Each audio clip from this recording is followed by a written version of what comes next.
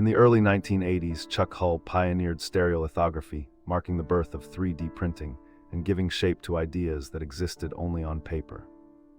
By the late 1990s, affordable machines began to appear, enabling designers to turn digital models into tangible objects at a fraction of the time.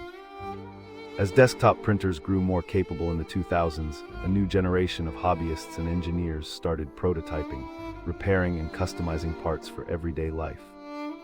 Today, additive manufacturing powers everything from medical implants to automotive parts and art. The story of 3D printing is a voyage from courtroom proofs to personal production power.